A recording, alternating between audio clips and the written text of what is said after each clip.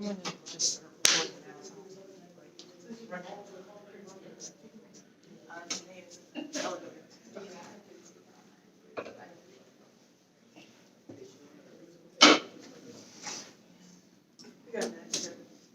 Okay.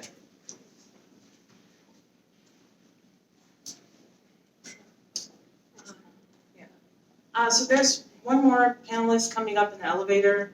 She's got like a few seconds before it's actually 3 o'clock. I want to thank you all for coming and joining us today for the diversity panel. I guess you want to start with introduction. How to kill it with the diversity. I know. Yeah. Very white diversity panel. We even have a fella. Sorry. All tribes. Hi. Okay.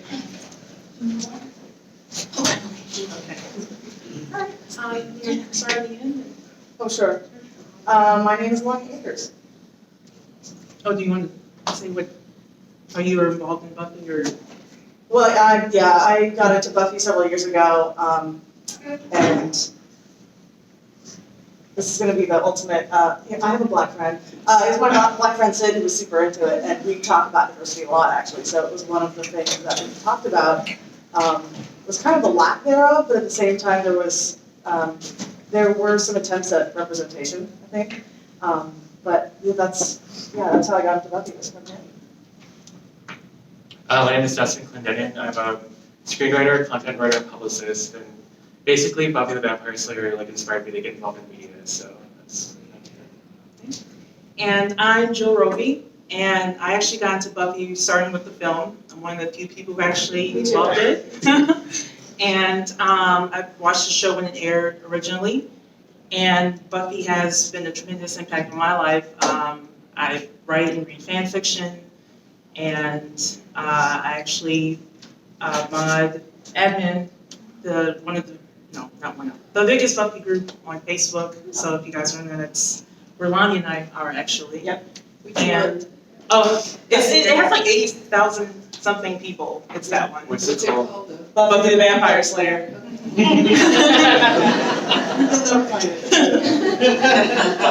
Yeah, and basically Buffy put me on the path to fandom and geek life, and has been tremendously impactful to who I am today. Same. My name is Haley. I am a production designer and graphic designer, and I worked on season 2 of Runaways with James Marsters. I also have a company called Damn Good Shindig, and we are doing the party tonight, so hopefully you will all be there. It'll be awesome. I started watching Buffy when I was 12, and it started airing on FX right after school and right before school in the morning, and I would rush home from school and watch it, and if I missed the episode, I would watch it in the morning. And it was an incredible moment because I was keeping it secret from my parents, and I thought it would just be so naughty to be watching the show, and but it really was an incredible experience for me, and also got me into fandom, and here I am celebrating my love for it. So. I am Danae Vance. I kind of do a little bit of everything in production because you have to. So from writing to script supervision to line producing. And it was actually Angel that got me into Buffy. I did watch while it was on air. I was in 8th grade, so I think it was season 6. I started watching, and I was watching My Best Friend's Mom, so that was a little iffy probably, but yeah, Buffy has been hugely influential to coming into adulthood for me, I would say. Just her as a character felt so much to reflect who I wanted to be growing up. So Buffy had a huge impact on me, that's for sure. So I wanted to start with, actually I wrote a fake press release for April Fool's Day about a Buffy reboot.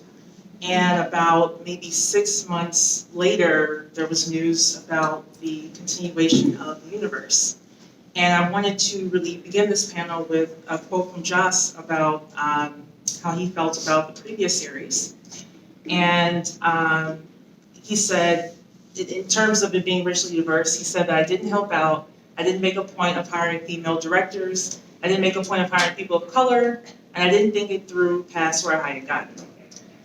So I think that with the, I'm just guessing here. Everything that I'm saying here about the new reboot is just guessing.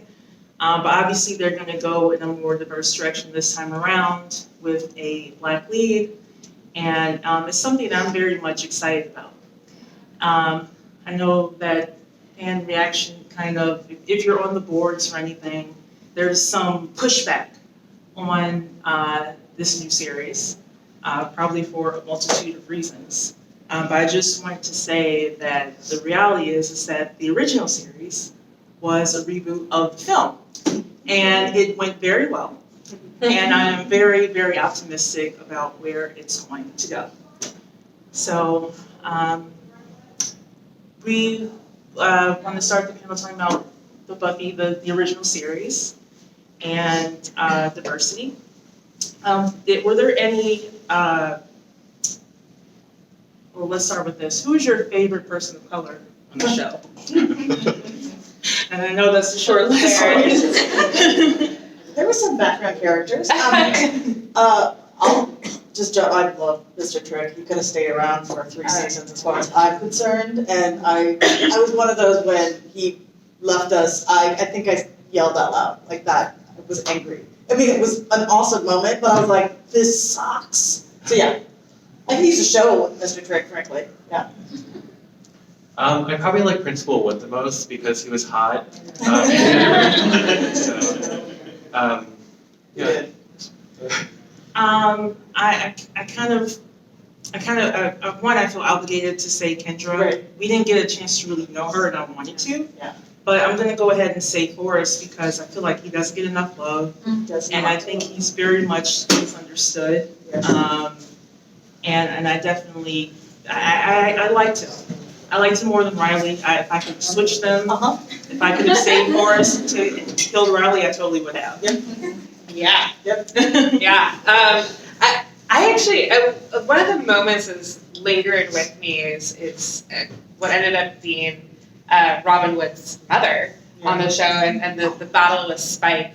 And that was just such an incredible flashback moment to an amazing Black Slayer.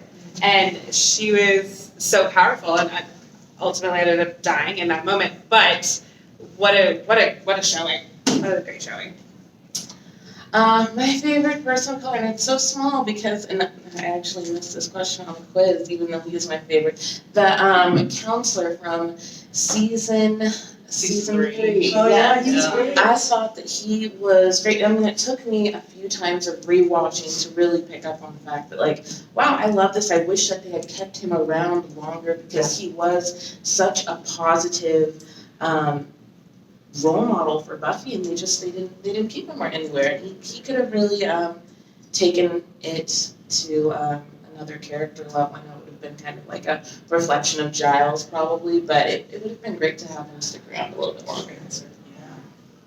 I was really pissed that they killed him. I thought he was really, for a character to be on there so short term, I definitely felt like his presence was felt with Buffy and on the show.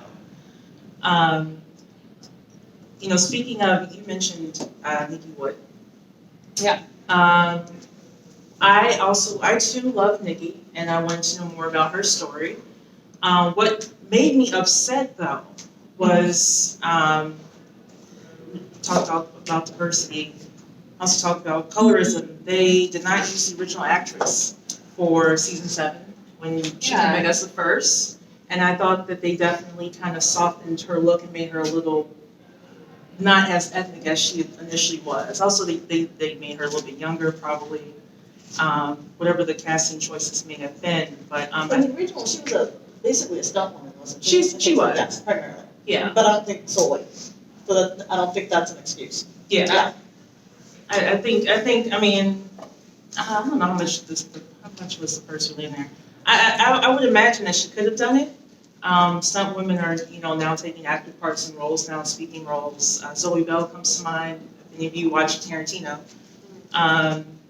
I think that she is a character, I wish we could have gotten more about her story, and, I don't know. I definitely agree. I mean, they definitely went with a more European beauty standard look of yeah, she really did, yeah. And so you could definitely tell that, like you said, they softened her look. I don't understand why they didn't try to stick with a more continuation form of the character to make it blend more. And I mean, that was one of their failures, obviously, in terms of diversity. They could have stuck with a darker skinned Slayer, one who had, I mean, her hair was natural and an afro, but I mean, the original one, she, was a little bit fuller. She just felt black and powerful to me, which Nikki Yes. Wood was, Yeah. but not with that same energy that it felt like I got from that initial Spike subway fighting Yeah. scene. I'll say one thing I really like about that, this, how they had Spike interact is that they really kind of built her up and that he respected her. And even also with the Flash, with the parts with Wood where he was even kind of saying, like, let it go, man, like she was a warrior, this is what she was. And in that sense, I think as the Sun character, he was almost, he was upset, but I don't think he understood, like how powerful she was. Like, that was just my mom and you took her away from me, but Spike was kind of like, this is what she did, that she was great at it. It was a powerful moment, and I won, and that makes me even better because she was so good. So. What, in terms of problematic moments, let's talk about a positive. What I will say is that while there were a lot of people of color in the background, and oftentimes you see Black people show up as typically doctors, people in like professional instances. Like I'm doing a rewatch right now. I'm in the tail end of season 6, and I've been taking mental notes of where are the people of color, and they usually, like when they do show up, they show up as positive images. So I do commend the show for doing that. Yeah. But let's talk about maybe the problematic ones. And for me, the biggest one is the first Slayer. Yeah. She was the first one. She has no voice for some reason. I don't know why she couldn't speak, but okay. No. I would just think she'd speak a different language. I think that would have been better. Yes. And I think Buffy makes a kind of snipey comment about her hair or something Yes, along the yeah, lines, yes. and that always rubbed me. I think I was maybe 12 when I saw that, and it always kind of hit me the wrong way. Yeah, I was just watching that scene the other day, and I'm just like, ooh, that joke is not going to age well. Yeah. Nor did it land well at the time, Right. obviously. Yeah. Yeah, I absolutely felt the same way. And that, and it reminds me of, and we've discussed this before, it always hits me that one, it drives me crazy, that line Cordelia has in season 2 where she screams like, Shaniqua, is that your real hair? Or Yeah. something. Oh my gosh, my blood boils every time I hear that. But back to the first Slayer, it was so highly problematic, not just in the way that they reflected the first Slayer, but the way that they reflected the men in that, and just, it comes to mind that people really just go Africa as a place, not a continent with different countries, but just Slayer from Africa with just generic, and they put so little into what could have been such a richly interesting character. And I know that there's like Tales of the Slayer and they do the backstories, but to not have that. Is that canon? Is I it? don't know. I know they kind of retconned the season 8 onward comics. I mean, I don't know. I mean, John said with like the season 8, 9, whatever, I mean, the ones that I have, it has his name on it and everything. I know that he said it's canon and whatnot, but I don't know about particularly the Tales of the Slayer, but it could have been so much richer even in the show, just like little lines, little moments, something to make her an actual character instead of a prop, basically. Do they have her backstory and history like fully fleshed out, like geographically and like in Tales of the Slayer? Not that I, not it's been a long times. It's Still just like back in Africa kind of. yeah, it's like one of those like dot bubbles, you know, like. Like, I kind of wish they sent Spike to Wakanda, honestly. Place. Yes. Yeah, Africa's huge, so it'd be nice to kind of narrow it down, like at least which No, where there are we isn't a on? place, there's also the place in Africa where Spike got his soul, it was just Africa. Yeah. Africa, On this We did motorcycle. say somewhere in Africa, yeah. yeah, it comes up a few times, it's not good. Just go to Africa. I would say also one bigger problem with her also that we saw when Buffy went back and took the bag from Principal Wood is that, you know, it made the point about the Slayer and how the men and gave her that power, but it also like stripped a certain power away from what the original Slayer had, where we viewed her as this powerful warrior. Yeah, and It was more like a rape. yeah, exactly. And I think they were trying to make a point, but it also was like, okay, well, thanks for doing that again. It's like we don't need this. It's not like it's just one of those writing tropes to make our character more, you know, interesting. And it's like it's not a building moment, a building block here. What's awesome about it is it's both kind of racist and sexist, so it's like everything in one. Absolutely. Yeah.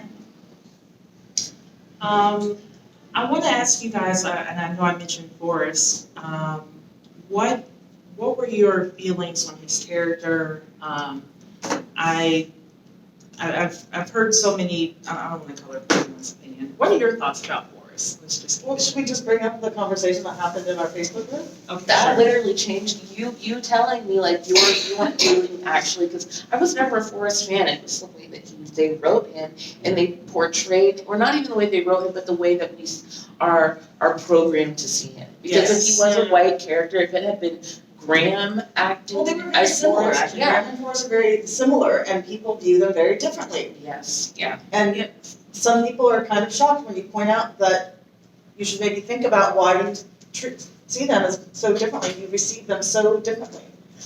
Now, Graham had a little bit of the redemption when he helps Riley at the end. He seemed very compassionate, and we didn't get to see that in Forrest, obviously, because he was already dead. But, yeah, I saw them both as being very militaristic, very, you know, kind of straight shooters, no grins, except Forrest was actually the funny one. Graham didn't have any funny. I always loved Forrest. He's, way better than Riley. And the reason why we had this discussion in our Facebook group, I don't even know how it got brought up. Somebody may have just said, I don't understand why he gets a lot of hate, but there was a lot of, it got really stupidly ugly because people really hated Forrest because he was just so, you know, a certain way, and He's an asshole, and Right, he's a he's in jerk. love with Riley, and honestly, Wait, Yeah, there's just because. that's a common. So basically, what you have here is like a mirror situation, right? You have Buffy and Riley, and they both have, you know, they're integrating into each other's lives, and their friends are not taking it well. So you have Willow and Xander on one side, and you're like, oh, you know, Riley's Teutonic, you got your new fancy friends, the military, we don't like them. And then here you have Forrest basically saying the exact same thing, where, you know, you have this civilian coming and taking my space, you know, then it's, you know, he's an asshole, he's terrible, he's the angry black man. It's basically what, it's everything that they're saying, it's basically what that means. And to me, like, I know Xander gets called out a lot for being, you know, having dickish behavior, okay, but they don't call him out. Oh, when Xander does not get called out, when he criticizes Riley in season 4. And he's basically saying the same thing that Forrest is saying. So when I see these conversations, like in our Facebook group, and I always go in and point out, like it comes up every few months at some point, like, well, why don't people like Forrest, or I hated Forrest, or whatever.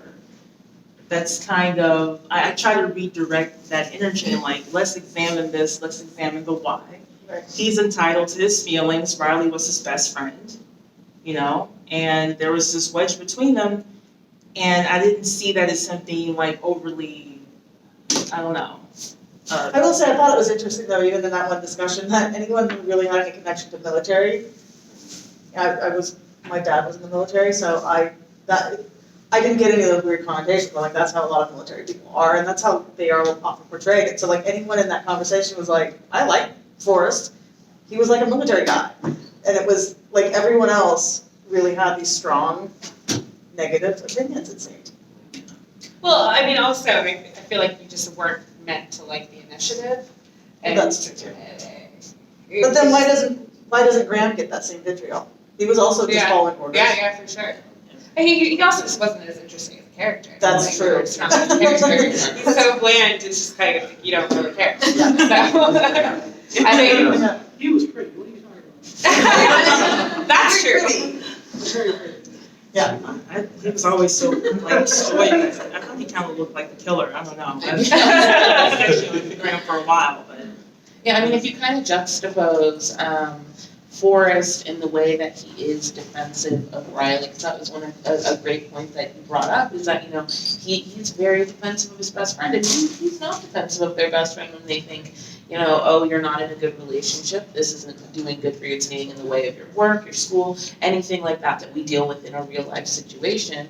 And then somebody like Cordelia, who's very outspoken, has, it's not tact if it's telling the truth and all that, whatever.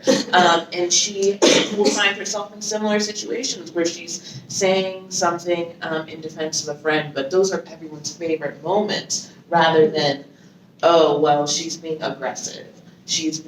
And then that's one word that like always strikes a chord with me is, well, aggressive, because that's one word that people were always using to describe Forrest in that thread. And it was like, he never was aggressive or violent or anything like that would be otherwise intimidating, other than the fact that, he was, like you said, the big black man on the show who was angry. So.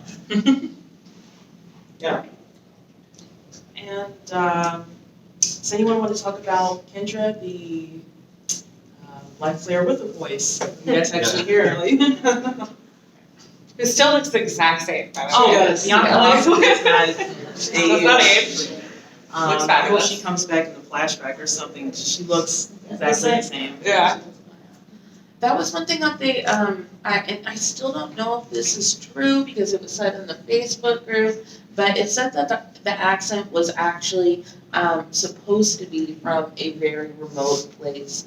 And I still don't even know where it is, which still is like a whole another type of racism to just say, oh, it's from this place over here, we're not going to tell you where or anything about it, but it's supposed to be that. I think there's a comment on one of the DVD commentaries on the set. Yeah. There's someone who mentions that there was a dialect coach who said it was a very specific accent. So she hated it. She didn't want to do it. She hated it, but apparently the word is apparently she was doing it well. It's just people didn't know. Well, the problem is that whenever you see a person who's like Jamaican on Yes. TV or film, they always sound exactly the same. Yep. And no one really, I know I didn't think about, well, there's probably different variants of that accent. Sure. I mean, because why wouldn't there? You know what I mean? So no one, oh, she just has a terrible Jamaican accent. I mean, it did hit my ear wrong when I first heard it, I won't lie. But like knowing that she did it correctly and that it was, from the place that she was, I wonder what that choice was, though. why they did it. Yeah, like why that accent? Well, it's interesting, they would choose to very specifically name or figure out where in Jamaica she's from but then with Africa it's just a continent.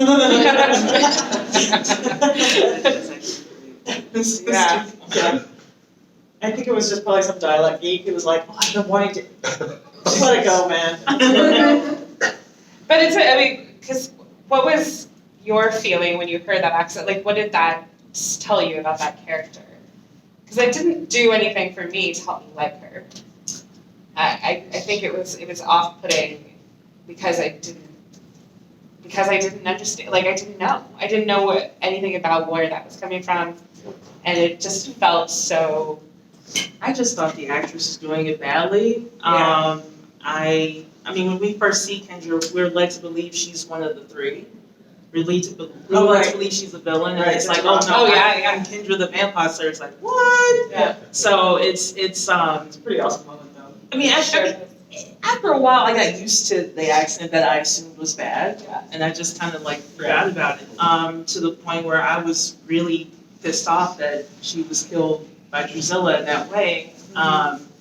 frankly, in my mind, I recognized that she didn't actually die, she just faked it. I was just saying, I can't imagine her falling for that raw thing, that didn't make any sense to me at all. Well, not just that, but like if Wesley can survive, surely she, could have survived too. Like maybe she flatlined a little bit, but then they got her back. Although she wasn't her death the reason they got paid. Yeah, but, Well, she died a little bit. yeah, Buffy died, and then we got Kendra, That's so fair. Kendra died a little bit. if Buffy can live, then Kendra can live, sure. Yeah, Buffy's flatlined a couple of times. Season 7, she Yeah, season flatlined 7. when she shot. I did twice. Yeah, she's died several times, so it'll be fine. In fairness, she sang the song before she died the third time, so Yeah, the there line you still works. Okay, we're gonna get to audience questions, but we just wanted to talk a little bit about Buffy going forward. And I want to start with the big one. And I want the panel's opinion. Is this new chosen Slayer, is she also named Buffy? I would say no. I mean, it sounds like, what was the tweet that Monica Superine posted that it would be a new Slayer. So I'm hoping that it's not. I mean, I guess it could be someone named after Buffy. Like her parents thought Buffy was really cool, and so they wanted to name her daughter, the name of the Slayer. But I would say no. I think it invites too many criticisms that it will just get ugly, and I would like it to be something new and fresh and her own. Yeah, like marketing wise, it probably would lead to a lot more negative press and fan backlash, but I guess it depends what they're trying to do with the show. Like, is it a reboot or is it a continuation and sequel? But I'd be curious about either, so. I'll go last. I don't think it would be. I think that would be a mistake. And I think people would be much more excited if it was a fit. I mean, they definitely, she's tweeted about it being not Buffy, it being a continuation, but we don't really have any information yet about what this show actually is. But I highly doubt that it will even be called something the Vampire Slayer. I feel like it'll just be called Slayer or something very simple, very 2020. Like it'll be just very Slay Queen.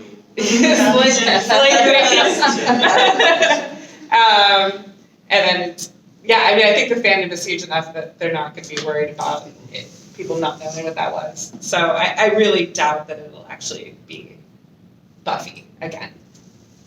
Did you guys read the new comic that's come out that's Buffy in, as if they have cell phones, as if it's now? The Boom comics? Yeah. I bought them, I haven't read them yet. Yeah. I saw the cover for it, and it was beautiful. So Yeah, I the was cover is great. So. But I It's amazing. kind of wonder if that's like priming us though for what this could be. So on the flip side, I mean, maybe that is I think at least to something prep people for new ideas about Uh-huh. different interpretations is good. I mean, Yeah. you need to start, I don't know. See, I have a big thing about, all art is derivative ultimately, and so to be complaining about, there isn't anything original, nothing's original, it's just, we play with this stuff all the time, that's what humans do. So I Yeah. think to kind of muddy that water and get people prepped for, okay, just calm yourself, try a new story, it'll be fine. Yeah, You'll agreed. either like it or you won't, you get to decide, it's Yeah. fine. I actually don't know how I feel about her being called Buffy again. I mean, on one hand, Buffy Summers is my favorite character out of any character ever, and so it's kind of like, what, you're going to take my favorite character and try to rename? I don't think so. But at the same time, I'm also very open to it. And then on a third part, I do think that it would have a huge amount of fan backlash because we don't even have a character yet. All they said is Buffy continuation, which people have been begging for decades, and it said, okay, well, she's going to be more diverse. No, they don't even know if it's going to be, if she's going to be named Buffy, and it's already had so much pushback and so much veiled and blatant racism directed towards a Slayer named Buffy. So I think it's a very complex issue that could be looked at a number of ways that they're probably going to just evaluate for marketing strategy, I would imagine, Yeah. but. I've been preparing for, it's supposed to be a continuation allegedly, but I've been preparing mentally for a reboot for some time because Hollywood reboots everything. But when I heard that the Slayer is supposed to be black, I thought to myself, it's been 20 years since Buffy graduated high school. Yeah, right? Okay. And I was thinking, I think the real hang up for certain hardcore people in fandom, whether it's racism or whether it's just, you know, Don't mess with my shit. don't mess with my shit. Whatever the case may be, the problem isn't that she's Buffy. The problem is Buffy Summers. All right. So Sarah Michelle Gellar, that's my only Buffy. No, that's your only Buffy Summers. And I don't see why there wouldn't be, you know, why couldn't there be like a Buffy Smith or Buffy Jones or Buffy whomever? It doesn't have to be Buffy Summers. No, that's interesting. So granted, Slayer is not Slayer. Buffy is not a popular name, but if they're going to continue it from the end of season 7 and ignore those comics, which I personally did not enjoy, Slayers were Did you get through actually. season 10? Because I couldn't get there. I couldn't get that right. Season 7, Buffy and Willow, they activate all the Slayers. So I'm going to just mentally assume that people kind of know who Buffy Summers is, even if they don't know what she looks like. Slayers are a thing now, right? Now, whether that's good or bad remains to be seen. But the point is that it's not entirely out of the realm of possibility that someone else could name their daughter Buffy and she happens to be a Slayer. I don't think that that's out of the realm of possibility. I like that. I'm actually wanting to see this show. Yeah, no, I'm excited That's a for her. really cool direction. Yeah, I like that. I think it's brilliant. I think that way you get to keep the name. You don't have to change Yeah. the title or at all. Though I would be intrigued by Tales of the Slayers kind of spin, but I think keeping the name Buffy would be good. I do, ultimately. Just maybe not Buffy Summers, and that way SMG or whomever can come and visit the set and drop some knowledge. There's so many like franchises like moving into multiverse land now. Like, Yeah, I mean, the Spider-Man, yeah, and then like, well, then I think the next phase of Marvel will be about the multiverse. So, Yeah. like, this could be like alternate reality Buffy. Well, Marvel's already dipped into that, the multiverse thing. Yeah.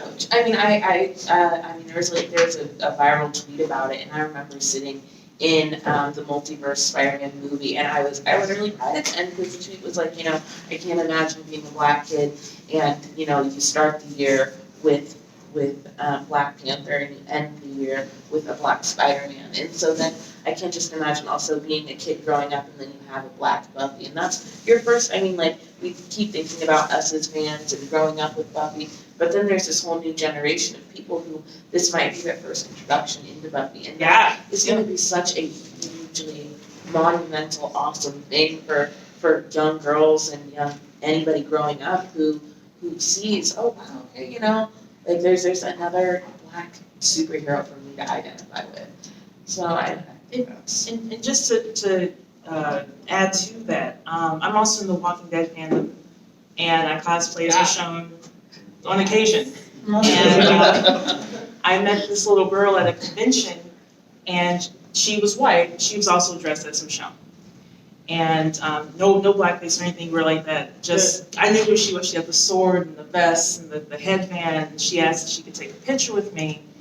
And I thought, you know, while it would be tremendous to have, you know, this amazing heroine who could be a great image for black girls, but not just black girls, for everyone. Yeah. Because I didn't have a superhero really growing up who was of color. I had Xena, I had Buffy, Sydney Bristow, it's, all these different shows, and it didn't really bother me one way or the other, but how great would it be to have this positive image of a black female who has, full agency and emotions, and she can be happy, she can be sad, she can be anything. 10 minutes left, okay. So I'll just stop on that note. We have 10 minutes, and I'm going to open it up to questions, panel about whatever. Yeah. So how do you think the new series will approach diversity other than like black and white? Because there's obviously a lot more races, and TV now is a lot more than just showing like two races. They're a lot more about diversity and not just in a race way, like gender, sexuality, and all that. I'd like to see a lot. I would like to see all of it. Different body types and, different abilities and disabilities. And there's a lot of, there's still a dearth of Asian characters and Hispanic character. I mean, I would like to see the full spectrum. I've been really, I don't know if anyone's been watching Runaways, but I'm a fan, and I love that you're getting some more stories, and it's way more interesting, and I would like to see more of that. I think it'd be really interesting if they do some sort of continuation of this. We have this world where there's slayers all over the world. If we're not just in Southern California or Cleveland, but we're actually exploring who these slayers are all over. That would be incredible to see. Like, I loved Sense8. I thought that was such an incredible show where you got to really dive into very, very special characters in different cultures. And I don't think anyone will ever do a show like that again, at least not in the next few years. It was such a massive expense, but it was still really special. But even going back to Alias, which did a great job, I think, in the 2000s of going all over the world from LA. Like, I think that was a great way of approaching that. So I think there's ways of doing it for a production standpoint, and I would love to see that. I mean, I think it would be great. I mean, going off of that, from a production standpoint, I feel like, and it's getting better slowly, but it's just there's so much of that stigma, like, well, we can't do it because it's like, no, it's not hard. There's a wealth of people who are trying to act and get into any industry. You have plenty of people who are Asian, Black, Latino, whatever have you, that want to play all of these characters. And including, if you're disabled, if you're transgender, if you're whatever, we should have all of these representations on Buffy, because at the end of the day, it was a show that, so many people that I know were able to, it resonated with them because it felt like, and that was the point of it, is that it was like, the kids at the back of the classroom that like didn't really fit in with everybody else. And so I think including all of that and then doing it in a meaningful way, that also ties back into the original seasons of Buffy, where they kind of reflected like a metaphorical stance on everything, like your boyfriend turns bad and blah, blah, blah, blah, blah type of thing.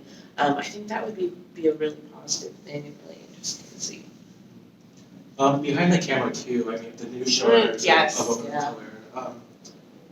So I think like it'll be like on camera and also like behind the scenes as well. And that'll just sort of like by its very DNA, it will radically change how it's shaped and created. Yeah, I mean, Buffy, the first iteration had an entirely white writer's room. Entirely white. Like incredibly white. Oh yeah, and One shade of white. and actually mostly male. Yep. So to have a diverse writer's room with people from all walks of life and all colors, body types, I mean, that would be incredible, and I think something that they're trying to do. I've been following the Nevers Facebook page, which is Josh's next show. You probably all know that. But they've been talking about on that Facebook page how important it is for them to have a diverse writers' room. And I think that will move forward, certainly into this. Buffy. Yes. I saw your hand first, and then you, So I know that this 90s is coming back in the style, right? So we've had several 90s reboots. So we had Roswell, and we had Charmed, both got rebooted. And they were both problematic to start with. And so these reboots, they're trying new things, but it seems a little rushed. And so they haven't really been critically acclaimed. Yeah.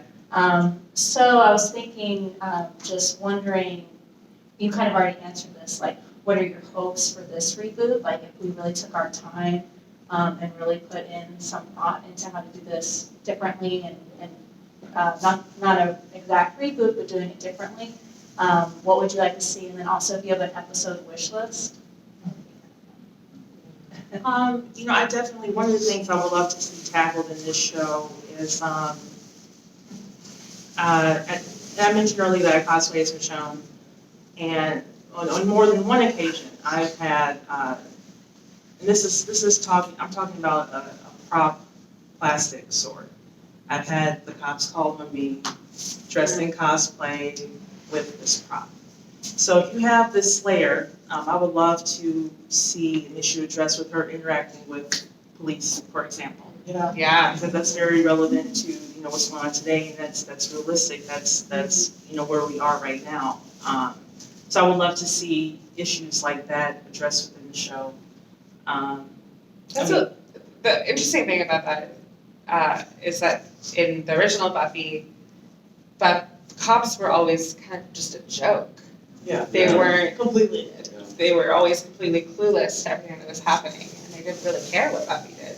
So it would be fascinating to see that flipped and the real consequences and yeah. I think it'd be interesting to have like the grand forest thing, like basically have the new Slayer do something or say something that someone who looked more like me would say basically the same thing, and see the different reactions people would have to that, and like highlight that, show what it looks like, because for me as a white person, once I started noticing it, it's like, oh my God, it's everywhere, it's all the time. Yeah. Like, it's all the time, I see it happen all the time.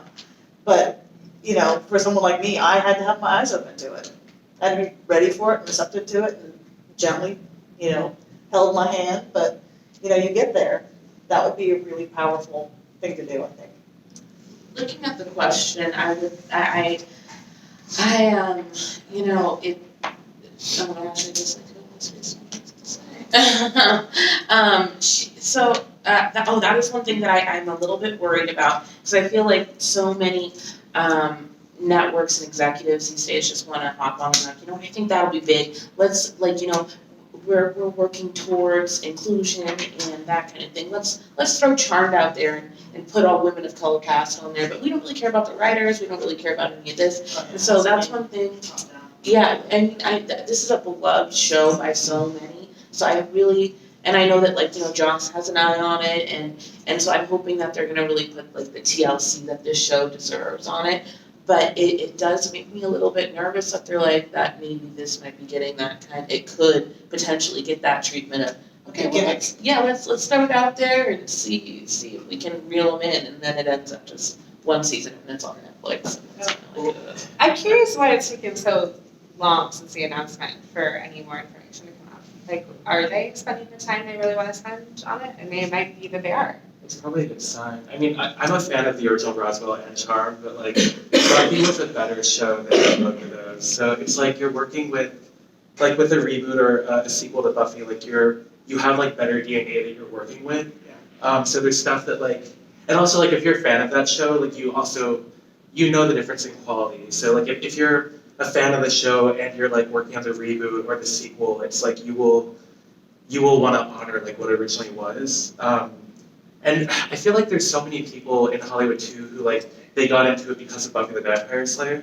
So yeah, it's I did. So yeah, it'd be hard to find people who are just looking for the paycheck. Who didn't get it. Yeah. So. And Monica says that that's why she's here. I mean, she's been very vocal about that. She's a huge fan of Buffy. So I think that's a really great sign. When does the series start? We know nothing.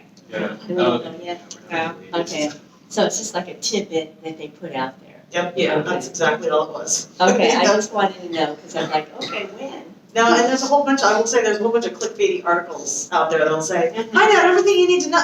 There's nothing in it. There's literally nothing in it. It's for you, it's really, they're just getting ad clicks. There's nothing has been announced. Okay. If you join our Facebook group, if you get allowed in, we watch those posts, and the ones that don't have anything in them, they don't go on our site, because they're nonsense.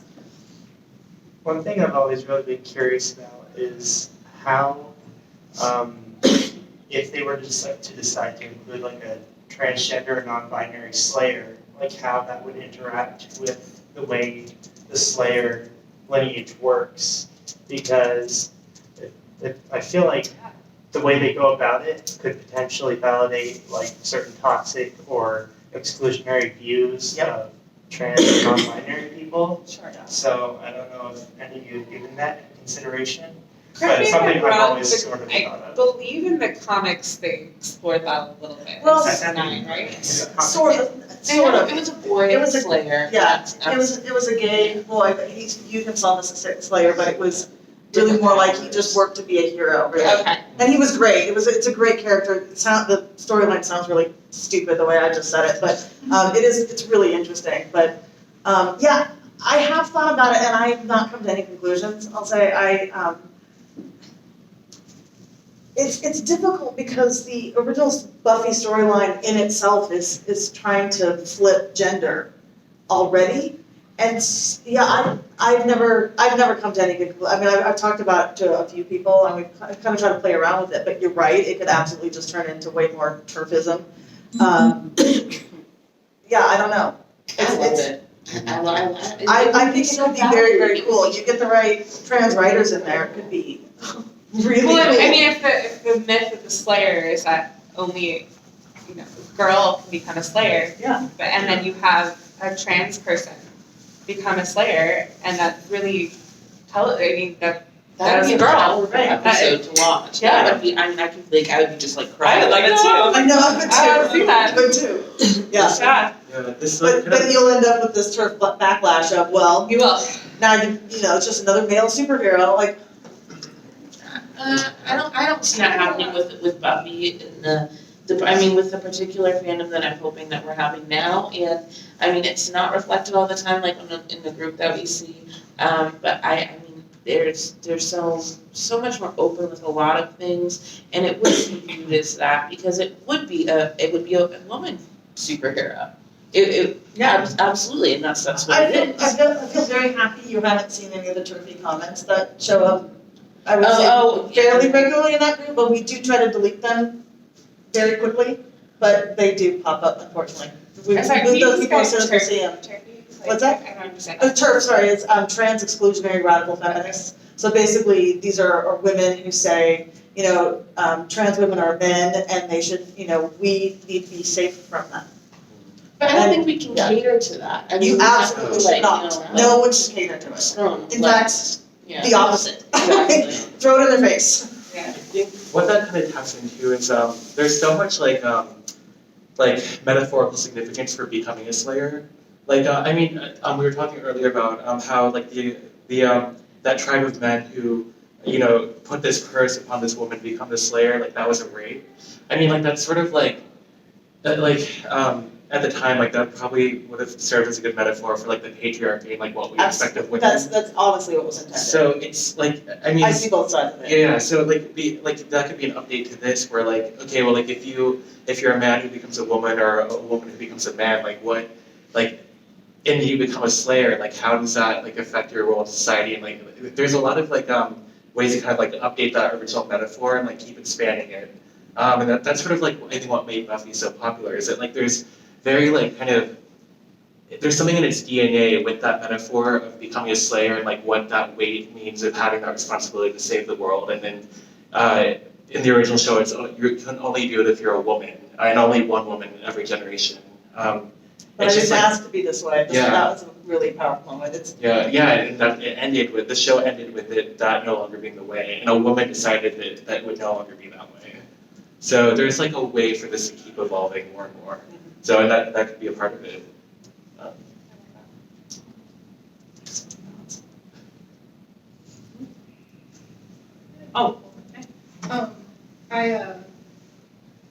I think I just appreciated hearing your perspective on when you were younger and you were watching the show and the things that you saw, but also the things that you didn't, the things you were looking for. I think that we're always looking, not even just as children, especially as children, but as we get older, we're always looking for ourselves or a version of ourselves in mainstream media and movies and television. And for me, I found that in Buffy. It was the first time I'd ever found that in something so mainstream, and that was huge for me, monumental. So I just, more comment than anything else, I appreciated hearing another side of it, that, things again that you were looking for, and what you saw and you didn't know what you're hoping to see in the new, whatever's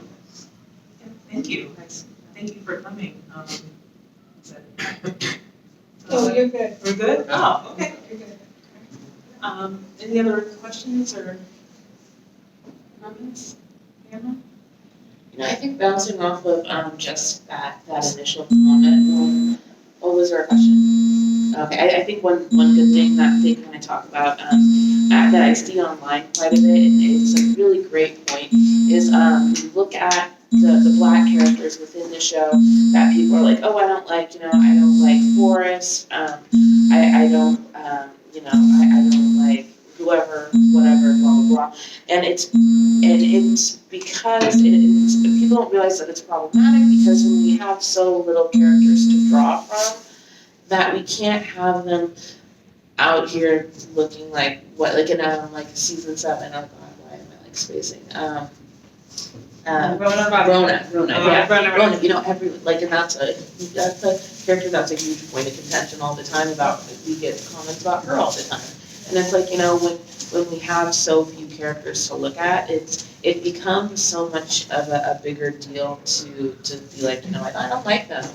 Well, okay, well then who else are we supposed to like? You can't write a character specifically for us not to like them and then not give us a character who we can see ourselves in. Right. Who we enjoy. Yeah. I just want to say, to be fair, I don't think many people like the potentials, generally speaking, any of them. It's unfortunate that it's Black, but I hate that Kennedy.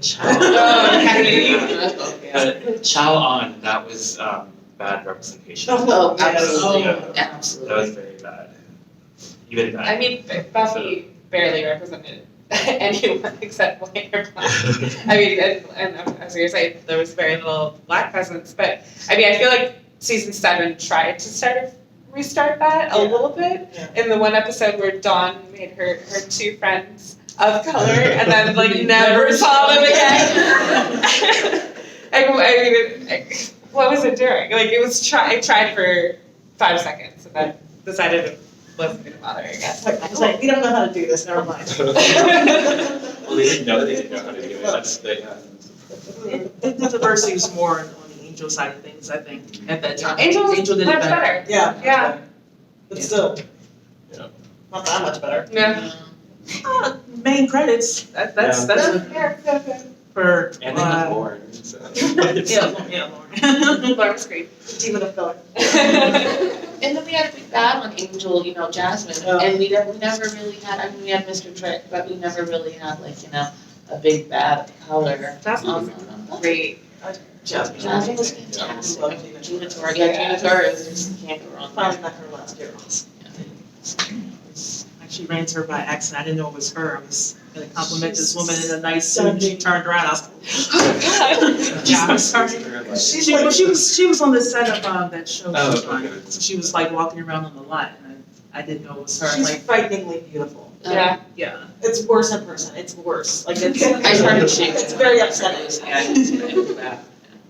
Yeah. Okay, well, I guess that's a good place, if anything. I want to thank all of you for coming and also staying to the end. Yes, thank you. Thank you so much for being here and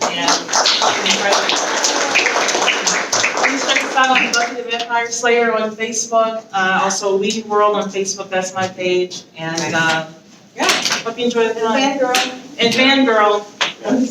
There's so many fangirls now. Your house is that. Yes. If you go to Whedon World, then you can get to Fangirl easily. Yeah. You can find it, yeah. Okay. Yay. I love to get my autograph.